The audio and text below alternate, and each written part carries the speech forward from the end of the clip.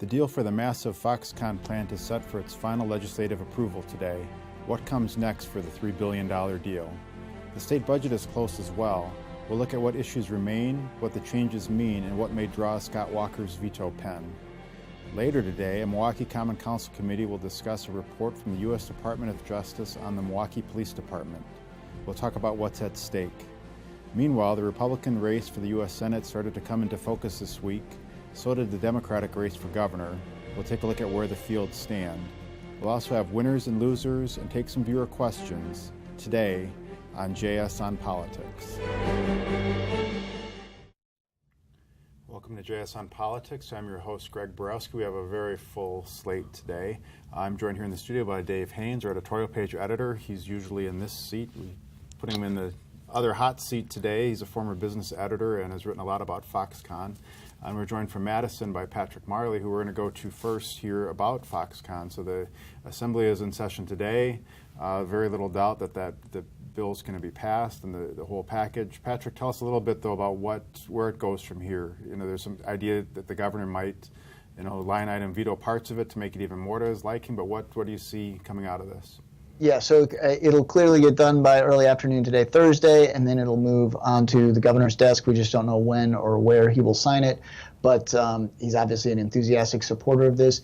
Because it does include appropriations, he has line item authority over it, so he can carve it up as much as he wants. I would not see significant changes, but he sure could take out a provision or two if it's not to his liking. Yeah, are there any in particular that were inserted along the way that he might want to just drop out and get it back to where it started? So there have been some changes since he introduced it. I think many of those were worked on with consultation with the administration and with Foxconn. We haven't heard about anything that he will veto, and so it's possible that he wouldn't. I'd say one provision that was added late in the game that has caused some questions is this changes to how litigation over Foxconn would happen, and it would allow cases to get to the state Supreme Court faster, and it would, if a circuit court made any decisions, those would automatically be suspended as soon as it was appealed to higher courts. Attorneys have really questioned whether the legislature can do that or if it's a separation of powers constitutional problem. So perhaps the governor would share those concerns and take them out, or maybe he'll just leave that for the courts to figure out. All right, let me ask you another sort of procedural question here. There's a whole, for any effort of this size, there's local issues, there's water issues, zoning issues. Are there a lot of other mini hurdles that have to be overcome, or are those pretty well, clear sailing here for the plant? Yeah, I think the debate really shifts from sort of this state focus of lawmakers to the hyper-local issues.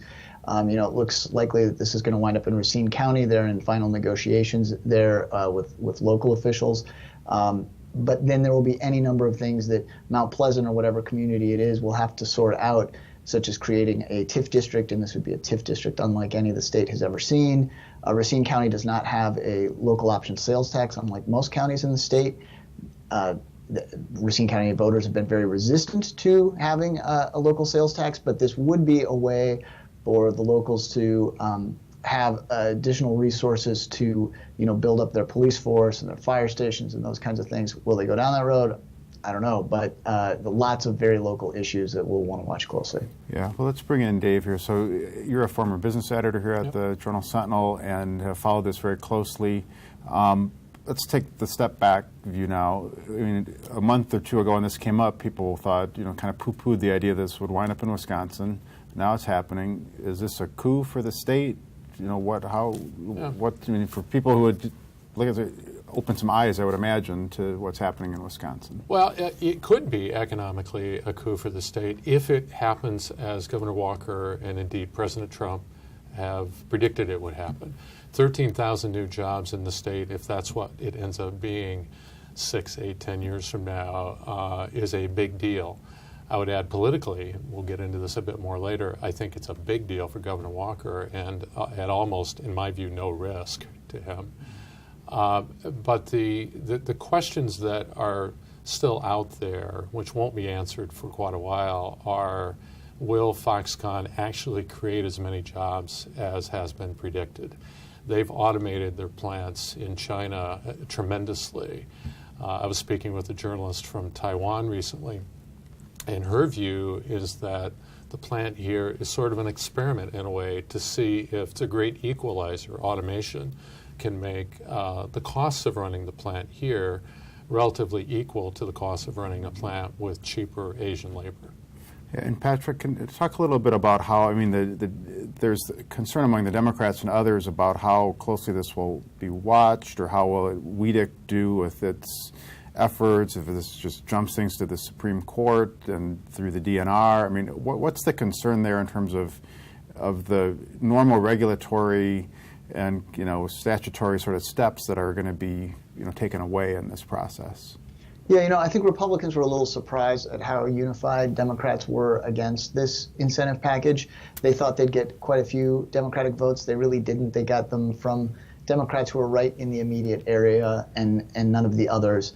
For Democrats, they're concerned about the cost. They're also very concerned about the changes to the environmental rules. Basically, the legislation says that many of the requirements that would normally be in place for the environment for this project don't apply. So they don't have to get permits to build in waterways. They don't have to get permits to build in wetlands. They don't have to do an environmental impact statement.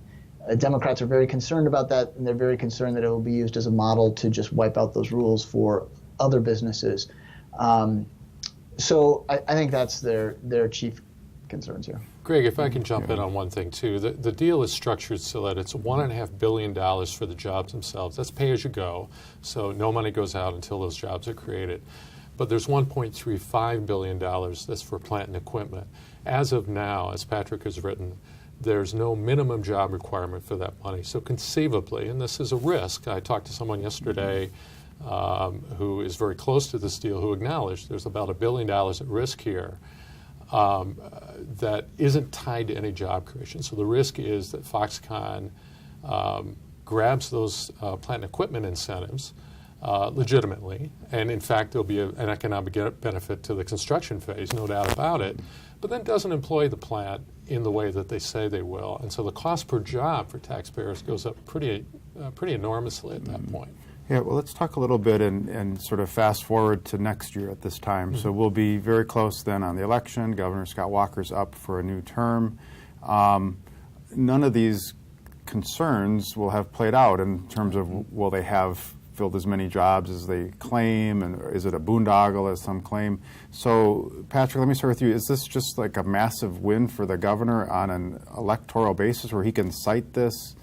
And how do the Democrats position themselves to criticize it if it hasn't come to pass as they say it will? Yeah, it's a good question, because you're right that if the concerns of critics play out and the project is a failure, I think that won't be known until after November of 2018. So it looks like a short-term victory for the governor, because not only will, if it doesn't go the right way, it won't become clear until later, but in the meantime, presuming that Foxconn moves as quickly as they say they want to, there'd be shovels in the ground, there'd be cranes, there'd be all kinds of hiring of construction workers and large purchases of, for local businesses. So that's all a good thing for the governor, particularly as it's perceived in southeastern Wisconsin. The question, I think, would be, are the Democrats able to position this for people who live in other parts of the state and contend that it doesn't really benefit them, that they've, once again, the lawmakers and the governor have done something just for the Milwaukee area, up north and in western Wisconsin and even in the Fox Valley. That's a concern. They feel like all the money from the state goes into the southeastern Wisconsin and not elsewhere. Yeah, let me just briefly, Dave, ask you on that point. So put on your Democratic strategist hat for a moment. What is your argument in the election next year to say, hey, Governor Walker, you brought in this massive investment from this company from overseas. That's a bad deal for the state. How do you? I think the Democrats are in a box on this one, and I agree with Patrick. I think it's an unalloyed win for Governor Walker politically, and at very little risk, as I mentioned earlier, because as Patrick pointed out, we're not going to know by 2018 whether this works or not. In fact, we're not going to know for a number of years whether it works or not. And my guess is Governor Walker will be off making money somewhere or working for the federal government by that time. So I think it's a win. I think the Democrats have a very tough time criticizing this. All right. Now, let's shift to the other big story in Madison today and this week, the state budget. So last night it made it through the Assembly, and it's got to the Senate where it's promptly held up by a small group of senators who want changes to it. Patrick, what's the latest on that? So yeah, if the path for Foxconn seems very clear, we know exactly what's going to happen with that legislation. With the budget, it is totally up in the air. The Assembly passed it yesterday on a largely, party line vote. It comes to the Senate now. They've got a big majority there, 20 to 13, but there are 4 senators who have concerns about the budget. They're holding out. 3 of them have put down a list of 9 things that they want to see changed. The Assembly says, don't make changes to the budget. We're not coming back anytime soon. Scott Fitzgerald, the majority leader, is trying to get, all he needs is 1 vote, it appears, to get him to 17. He's out there lobbying for that, but I just talked to one of these senators. It sounds like he's pretty strong no, so I think it's going to be hard for them to find that last vote, at least in the next day or so. If Fitzgerald ideally would like to come back on Friday on the budget, I don't know if there's going to be able to do that. Yeah, is there any way, just on a practical matter, they can sort of get the vote without having to change the budget itself? For instance, by get the commitment by saying we'll take up a different bill or we'll handle that in a different piece of legislation so they can keep the budget moving? Or is it going to ultimately require the Assembly somehow to come back into session? Well, that is the key question. I mean, clearly, Fitzgerald's ideal is to get the budget passed as is, then it's completed, it's sent to the governor, and the show's over. If Fitzgerald makes any change, I mean, here's the challenge for Fitzgerald. 1, the Assembly doesn't want to come back. But 2, if he makes concessions to these 4 conservatives and gives them something, then moderates or other conservatives are going to say, well, wait a minute, if we're reopening budget negotiations, I don't see this as a perfect document.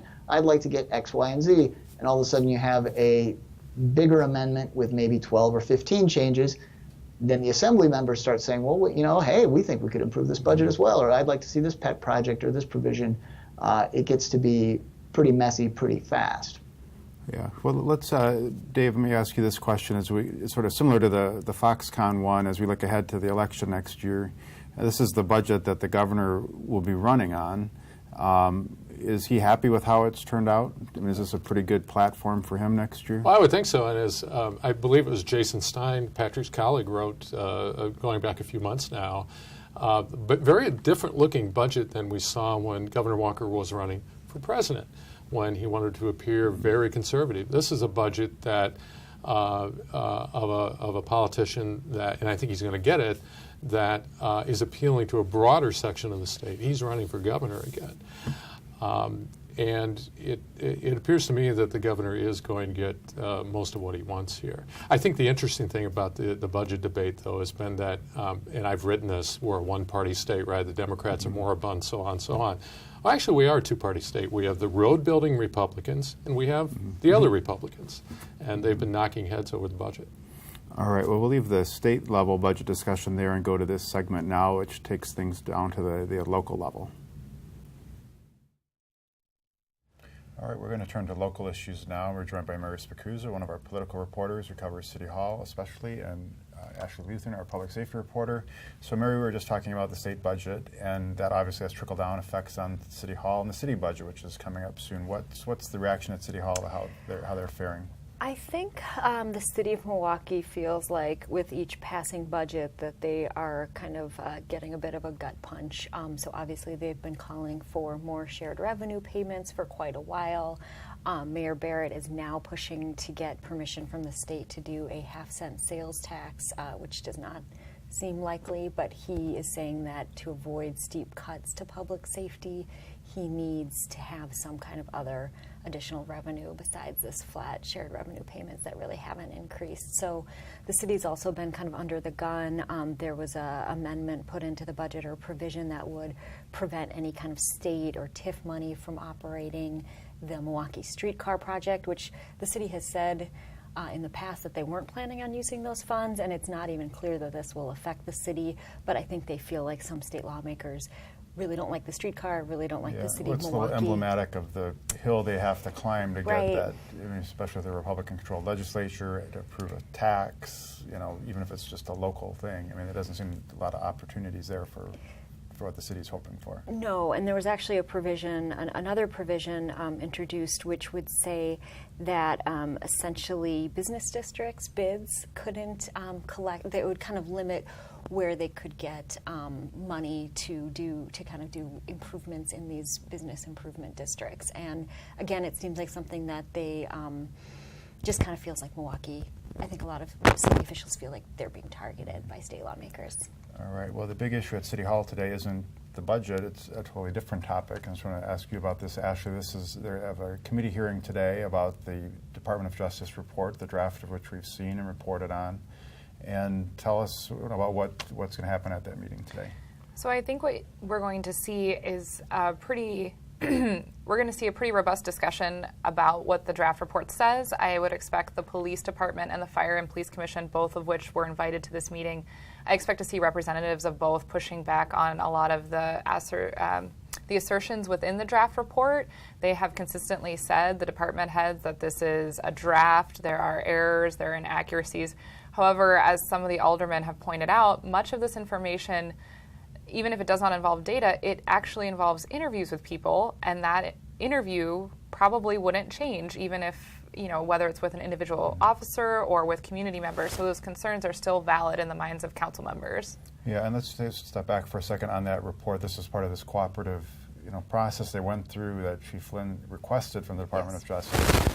And the idea in the report is to what? Outline improvements or find shortcomings, all of the above? Yes, the idea of the collaborative reform report is for an outside party to come in, take a look at the police department, work with the police department to identify shortcomings and room for improvement, an initial assessment, which we were initially told would be released within 8 to 10 months, and that was when the process started, which was back in December of 2015. The initial assessment for other cities typically outlines how the department has done and what they need to do better and how to achieve that. And so then the federal government is supposed to provide some technical assistance to help the department make those reforms. So Mary, you spend a lot of time over at City Hall talking with the aldermen and things. What would you say is the temperature over there these days among the Common Council members with their satisfaction with the police department? There's been a lot of frustration in recent months with aldermen feeling like the police department, especially Chief Flynn, has not been as responsive to them as they would like. They've wanted push for more accountability. There was actually a measure introduced by Alderman Zielinski that would give the council the power to essentially fire the police chief, the fire chief too, but I think they were really targeting the police chief in that one. So I think that there has been questions, frustration building for a while. It did seem to cool off a little bit, maybe over the September recess when they all went on vacation. And they did approve, once they came back, they approved this asset forfeiture money that had been held for quite a while. Then the Fire and Police Commission earlier this week did sign off on on Chief Flynn's pursuit policy plans that they had ordered him to change. So it does seem like things are maybe calming down, but that might change at the meeting. Well, let me flip the question here for you, Ashley. In talking with the police department sources and people, what's their sense over there? Are they happy with how the council's operating? Are they frustrated as well? I think there's a lot of frustration on both sides. Mary and I both had the opportunity to interview Chief Flynn before this draft report was something that we had in our hands and that we were reporting on. And at that time, we were talking about changes in the immigration SOP that the department has. And I think the chief really felt frustrated in that he was being unfairly accused, or at least it was being implied that he acted improperly from both the council and the FPC, the Civilian Oversight Board. And so I think there is perhaps a sense of embattlement over there. And I think there also is a lot of frustration among the rank and file that has been the same for a while. People are frustrated about support from the council or from residents at large, but they also are frustrated maybe with staffing levels and worried about other things. And the draft DOJ report really does provide some insights as to how at least some officers feel. Again, this is just, we don't know who all they interviewed, we don't know how widespread this is, but there are definitely safety concerns on their part as well. All right. Well, this will play out on the budget side in the coming weeks. So you'll have coverage at jsonline.com, and this hearing will play out today on jsonline.com. So tune in and check out that story. And thanks for joining us today. Thanks. You. All right, we're going to shift our discussion now to politics. In 2018, we're joined by Bill Glauber, one of our political reporters who's been covering the Senate race. We've still got Patrick Marley from Madison. Bill, let me ask you, we've had a little more clarity this week on the Republican side for the U.S. Senate race with Vukmir in and Fitzgerald out. And tell us a little bit about the field and how that field is shaping up. Well, right now it's a two-person field. I wasn't surprised Fitzgerald decided not to run. He was only going to run if the whole party lined up behind him. That wasn't going to happen. So now we have so far a two-person race between Leah Vukmir, very well-established conservative, versus Kevin Nicholson, a former Democrat, younger by a generation, a U.S. Marine veteran who has to show his conservative credentials to the base. And we're still waiting on Eric Hovde, the Madison businessman who was runner-up to former Governor Tommy Thompson in 2012. It looks like it's going to be a pretty healthy slugfest if it's a two-person race. So how do they, either the two or if Hovde gets in, how do you see them positioning themselves? I mean, how do they measure out the electorate, and what part do they go for? They go right. Leah Vukmir has to do well in southeast Wisconsin. She, of course, is a state senator from Brookfield, and she's pretty well known in this market, very well known in talk radio, which will be important. Nicholson has to make his appeal, and what he plans to do is as an outsider. It'll be interesting to see if that works in a partisan primary, a Republican base that usually is fired up for its established candidates. Right, yeah. Patrick, let me ask you on Nicholson and his background, which obviously will become an issue as a former Democrat who spoke at the Democratic National Convention in the past. How does he, present that to voters as a way to, and not become a liability for him in a primary like this? Right. So what that means is in this Republican primary, he's going to be trying to position himself to the right of Leah Vukmir, who's one of the most conservative members of the Wisconsin State Senate. So it's going to be very interesting because, he hasn't been known until he came into this. He does have this Democratic past and, being pretty vocal about that when he was in the College Democrats, leading them nationally. Vukmir's people will be highlighting that quite a bit. Base Republicans will be skeptical of him, so he's going to be trying to show that he is a very conservative individual. All right, and Bill, what are the odds that we see an ad with him and a picture of Ronald Reagan in it, or Donald Trump as past Democrats who've became Republicans? Isn't that his case? Look, I saw the error in my ways, and that would be his case. But I think we're going to more and more see the ad of him speaking at the Democratic National Convention, supporting a woman's right to choose. I think that's probably the ad we're going to see quite a lot of in the Republican primary. And then they're going to both attack Tammy Baldwin. She's come out for Medicare for all. She's the only sort of swing state Democrat to come out for Bernie Sanders' single-payer health care bill. So we'll see how that plays out. Yeah, Patrick, let's talk to you now about the other race on the ballot that's taken a little more shape this week with Mike McCabe entering the race for governor. Talk a little bit about that field and that primary, which is, it's about a year away now. Yeah, so it's really interesting because I think a few months ago people were wondering who is going to run as a Democrat against Scott Walker, who's looking, like he's in a really good place right now. And now the question is who's not going to run. We've got sort of four major candidates so far, others in the wings potentially running. So the field is getting very crowded, and we don't know how quite everyone is going to position themselves. I'd say Mike McCabe, the former head of the Wisconsin Democracy Campaign, a liberal group that advocates for campaign finance reform. He's clearly going to position himself on the left end of the spectrum. It'll be interesting to see where the others kind of go out. Some will maybe wanting to save some piece of the middle for the general election. But it's a little unclear where everybody's going to land right now. All right, let me ask each of you for a prediction on this one. Do you think that next year the two top races will be in tandem in terms of partisan, or will there be a split? For instance, will the both incumbents, Baldwin and Walker, win, or is it more likely to be, that Republicans win both or Democrats win both? I think I could see very much the two incumbents winning. I think going into the race, both Walker and Baldwin would be favored, and it's happened before. I mean, one year, I guess, Tommy Thompson annihilated Ed Garvey and Russ Feingold was reelected. So we've seen a Republican win for governor and a Democrat for Senate. Yeah, and Patrick, what's your best guess? In tandem or a split at the top of the ticket? more than a year away, it's hard to say. I would tend to agree with Bill. Like at the moment, the two incumbents look like the most strongly positioned in those races. But increasingly, people are polarized. They tend to vote in one way. We saw in recent elections, it's sort of like winner take all. These big sweeps. So let's see what the climate's like come late summer next year, and that may tell us whether we're going to go back to this history of ticket splitting, or if we're going to have like a good year for Dems or a good year for Republicans and a terrible year for the other party. All right. Well, let's go to our winners and losers now. And Patrick, I'm going to start with you for your winner of the week. So I would have liked to have had my winners and losers be Republicans in leadership. We could say, whether they won on this budget issue or whether they lost on this budget issue, but things are in such flux, I can't tell you. By the end of the day, the budget might be resolved and Scott Walker and Scott Fitzgerald are big winners, or it could be a total mess and we have months left of the budget. So my winner is going to be Gordon Hintz. He has emerged as the likely next leader of the Assembly Democrats. Peter Barkas decided last week that he was going to step down after a caucus in which he was questioned by his members. So come later this month, it appears everybody's rallying around Gordon Hintz. Now, the question is this a prize worth winning? They are deep in the minority in the Assembly, but for the moment, he will be their leader. All right. And Bill, your winner from the week.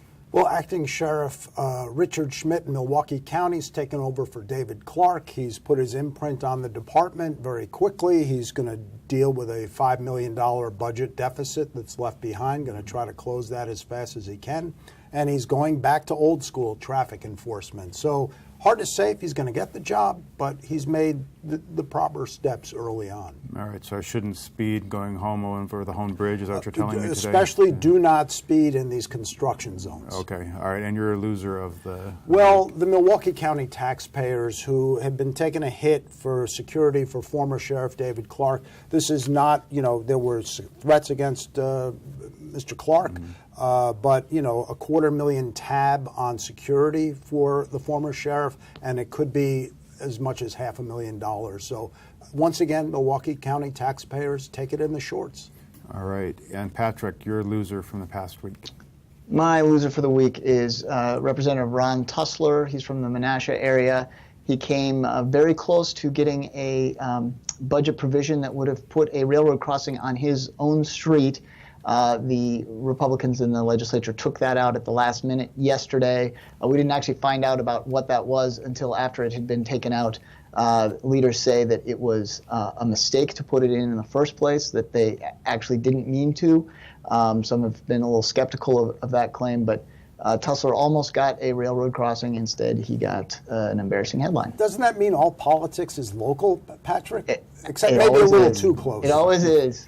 All right, got to check who lives on Fire Lane 12. All right, let's try to squeeze in a reader question or two if we can. So the short answer is my request here. So Patrick, let me ask you this one. This is from Bob, who says, so is Donald Trump a Democrat now or maybe a Democrat again? And I think he's referring to the DACA and these other agreements that the president's making with the Democrats. And I would say, what time is it? As the answer to that question. He's been working with Chuck Schumer and Nancy Pelosi recently. That has raised great concerns among Republicans, both in Congress and voters. But who's to say? It's very difficult to understand where the president is at any given moment. He seems to change his mind from time to time. So, is this a long-term deal, or is this, something that can blow up tomorrow? I don't have any better prediction of that than your average viewer or average reader that's paying attention to what's going on. And Bill, let me throw this one for you. This is from the reader's identity is all hat, no cattle, and it says, where do taxpayers go to get the refund on Clark's security costs now that he's gone? Nowhere. It's gone. It's gone. It's gone. Yeah. You go to your wallet. Yep. That's where you had it, and it is gone. All right. On that note, we'll end our show for today. You can read more about all these stories on jsonline.com. And we hope you join us next week at the same time. Thank you.